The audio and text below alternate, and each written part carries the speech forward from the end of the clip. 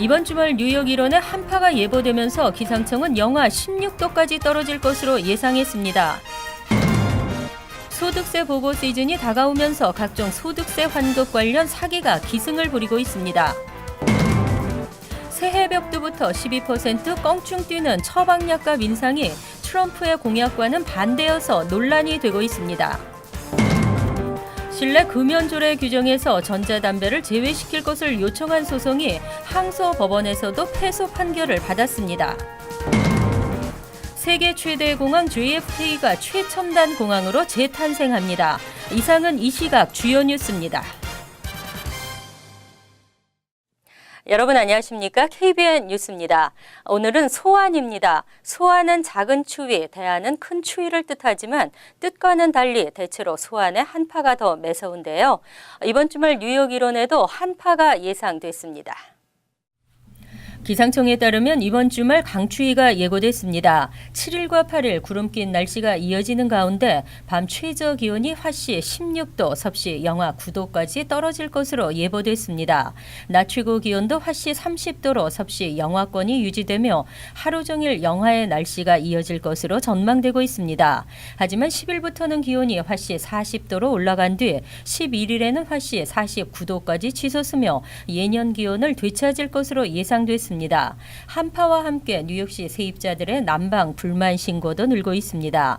뉴욕시 건물 소유주는 모든 세입자들에게 법에 의한 난방과 온수를 제공해야 하지만 이를 어기는 악덕 건물주가 늘고 있는 실정입니다. 또 노숙자 증가로 쉘터가 초 10,000원을 이루며 호텔 쉘터화를 비난하는 목소리도 높은 상황입니다. 한편 5일은 해가 양력으로 바뀌고 처음 찾아오는 절기, 작은 추위라는 뜻의 소환입니다. 소득세 신고 시즌이 다가오고 있습니다. 오는 23일부터 시작인데요. 최근 소득세 환급 관련 각종 사기가 기승을 부리고 있어 각별한 주의가 당부되고 있습니다. 뉴욕시 재정국사나 최은경 납세자 권익옹호관과 로렐리 살라스 시 소비자 보호국장은 4일 맨해튼에서 기자회견을 열고 소득세 환급 관련 각종 사기에 대해 주의를 당부했습니다. 최근 가장 흔한 유형의 사기는 소득세 환급 선수령을 대가로 높은 수수료를 부과하는 방식입니다. 소득세 환급 선수령이란 국세청으로부터 환급금을 수령하기 전 세무대행사가 미리 환급 금액만큼을 먼저 제공하는 것입니다. 피해자는 주로 중저소득층인데 이러한 상품 자체가 불법은 아니지만 상환이자가 없다고 거짓 홍보하거나 불법으로 높은 이자율 또는 수수료를 부과하는 수법은 사기입니다. 환급금보다 세무대행사에 지불한 수수료가 더 높은 사례도 있었습니다.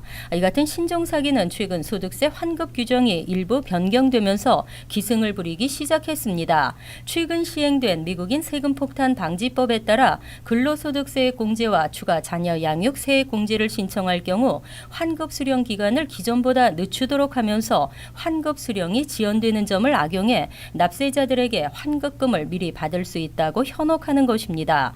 새로운 법 시행에 따라 IRS는 오는 2월 15일 전까지는 근로소득세액 공제와 추가 자녀 양육 세액 공제에 대한 세금을 환급할 수 없다고 알렸습니다.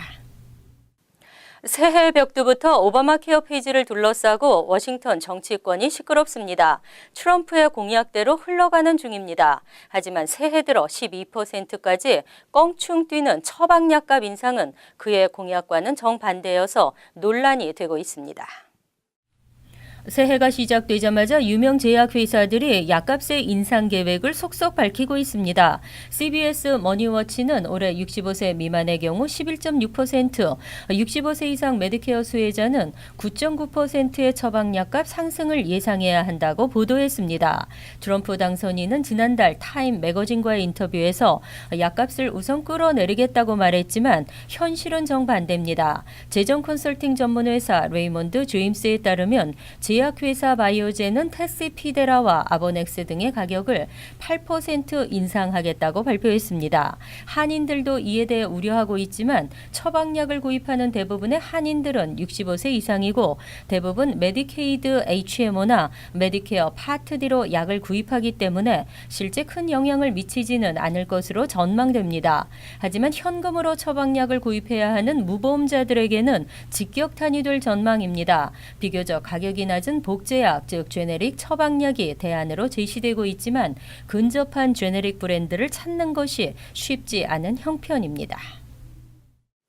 뉴욕시의 생활 물가가 전국에서 가장 비싼 것으로 나타났습니다. 주부들의 장바구니가 점점 가벼워지고 가족 식탁은 점점 빈약해지고 있습니다.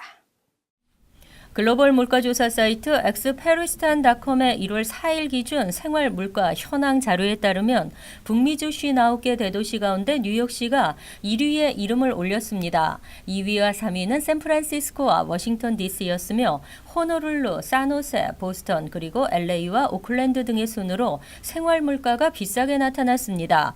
특히 뉴욕시와 샌프란시스코, 워싱턴 DC는 전 세계 순위에서도 각각 3, 5, 6위에 올랐습니다. 전 세계에서 가장 물가가 비싼 도시는 K만으로 조사됐습니다. 2위는 스위스 취리히, 4위는 스위스 제네바였으며 서울은 95위로 나타났습니다. 서울은 생활 물가 지수가 미국 피닉스와 비슷했습니다. 신년 초 전국 최고 물가를 나타낸 뉴욕시는 뼈 없는 닭가슴살 1파운드 가격이 $7로 나타났는데 이는 하와이, 호노룰루와 같은 수준이지만 본토에서는 가장 비쌌습니다. 우유와 빵도 각각 호노룰루를 제외한 본토에서 가장 비쌌습니다. 이외 계란 라지 사이즈 더즈는 $4.45, 토마토 2파운드는 $5.14, 치즈 16온스는 $9, 사과 2파운드는 $3.98, 그리고 감자 2파운드는 $1.91 등으로 전국 최고 수준을 보였습니다. 뉴욕은 대중교통 요금과 주거 비용도 전국 최고 수준으로 나타났습니다. 뉴욕시 식당과 술집 등에서도 전자담배를 필 수 없다는 판결이 항소법원에서도 유효하게 인정됐습니다.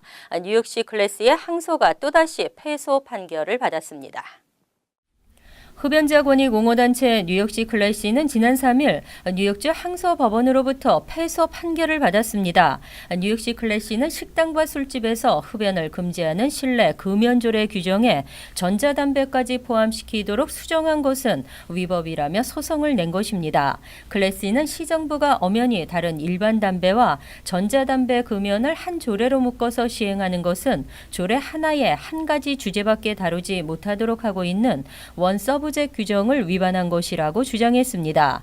하지만 지난 2015년 5월 주 지방법원은 원고 패소 판결을 내렸고 항소법원도 다시 하급법원의 판결을 유지한 것입니다.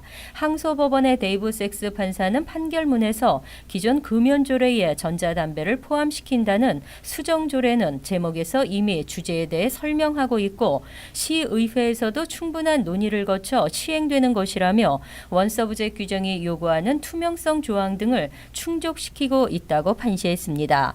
또 원서부제 규정은 뉴욕주법에만 해당되는 것이라고 덧붙였습니다.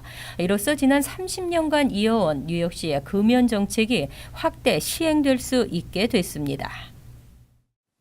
전 세계 1위의 국제공항은 싱가포르의 창해 국제공항입니다. 한국의 인천공항은 2위에 올랐지만 세계 최대 공항 JFK는 59위에 머물고 있습니다. JFK 공항이 최첨단 공항으로 재탄생합니다. 안드류 코모 뉴욕 주지사가 4일 JFK 공항 재개발 계획을 발표했습니다. 프렌더게스트 메트로폴리탄 교통공사 회장과 함께한 기자회견에서 쿠오모 주지사는 $100억 예산을 투입해 JFK 공항을 세계 최고의 공항으로 탈바꿈시키겠다고 밝혔습니다.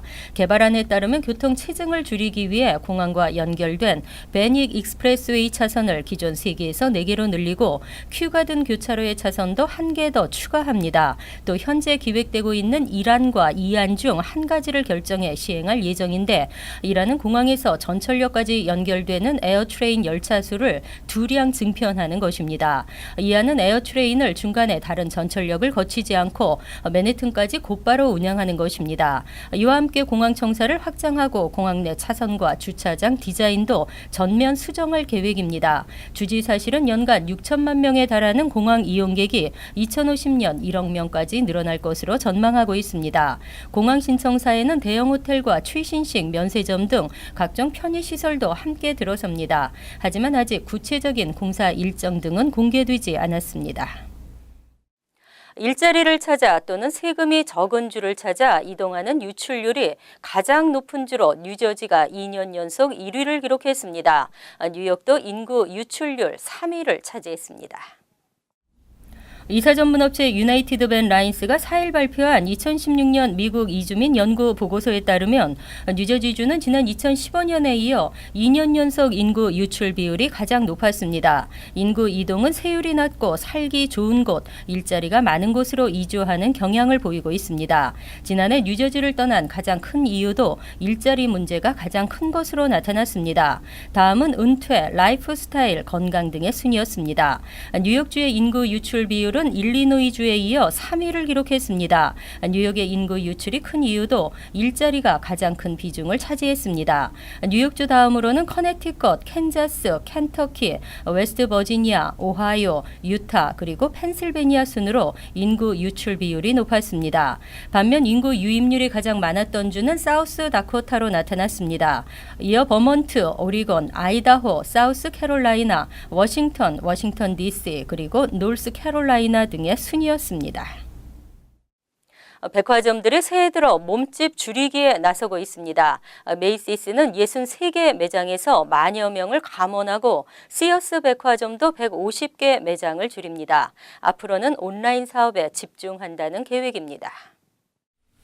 메이시스는 5일 지난해 11월과 12월 판매 실적이 2015년 같은 기간에 비해 2.1% 감소했다며 올 1분기에 63개 매장을 폐점하고 10,000명을 감원하겠다고 밝혔습니다. 작년 말 쇼핑 시즌 기대치와 비교했을 때에도 판매 실적은 좋지 않게 나타났습니다.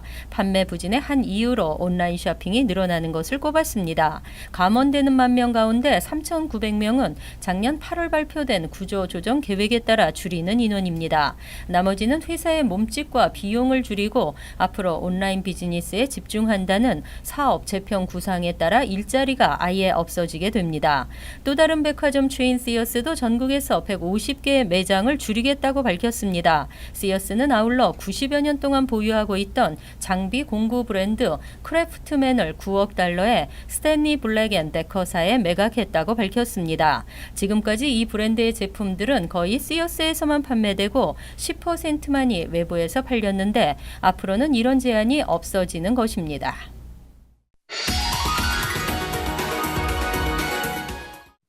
이어서 LA 지역 한인사회 소식입니다. 월트 디즈니사가 어린이 질식 위험이 제기된 영유아용 의류에 대해 리콜을 실시합니다.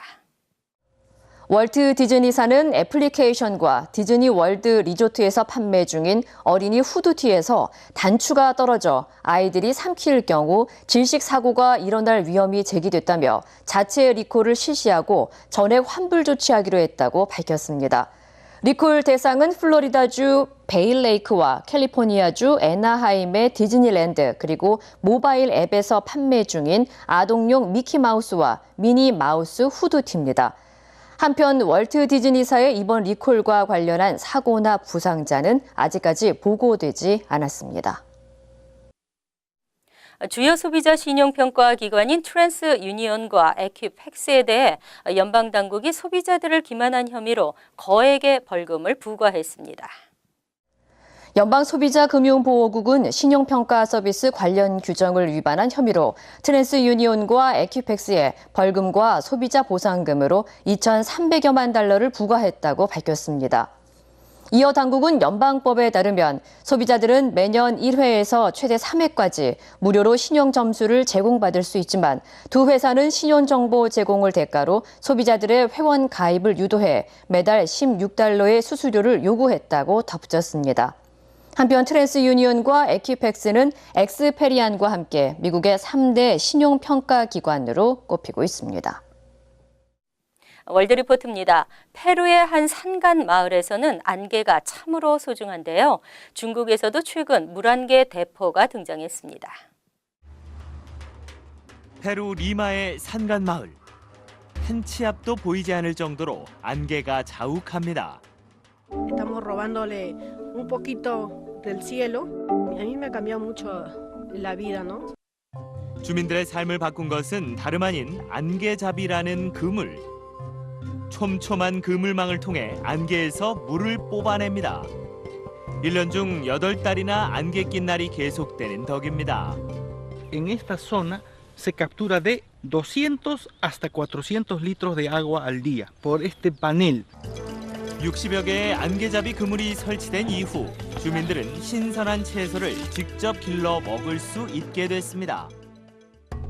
페루의 수도 리마에서만 물 부족에 시달리는 인구가 100만 명. 기후변화로 극심한 가뭄이 계속되고 있는 남미에서 안개는 새로운 대안으로 급부상하고 있습니다.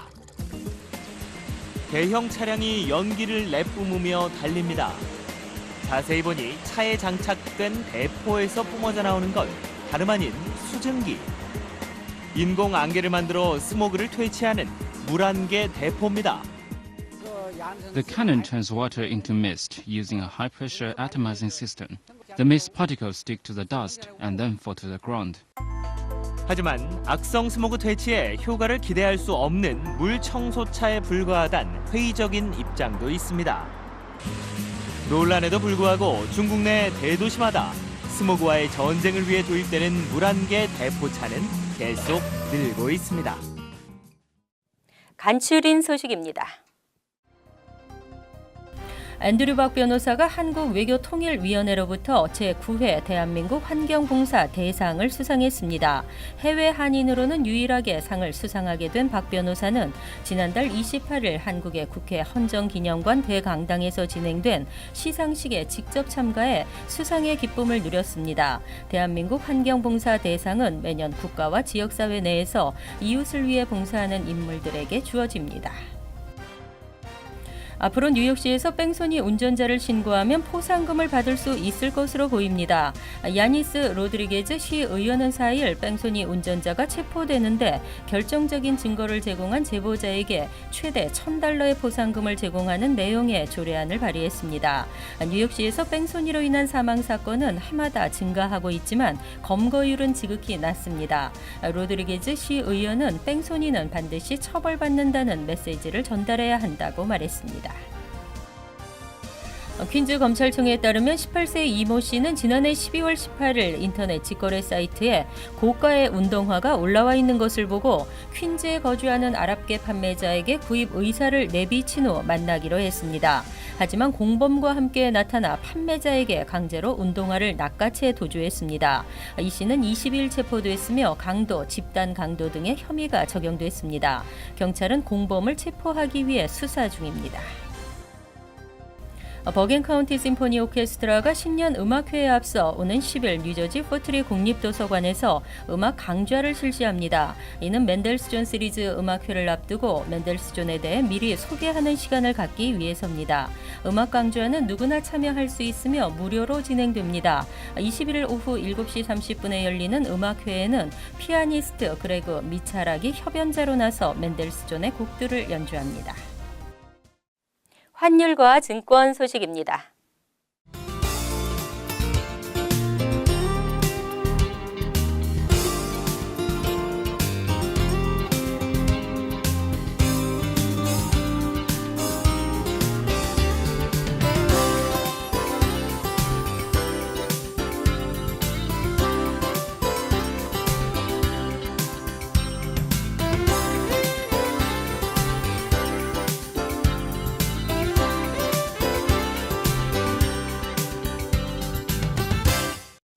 이어서 날씨입니다.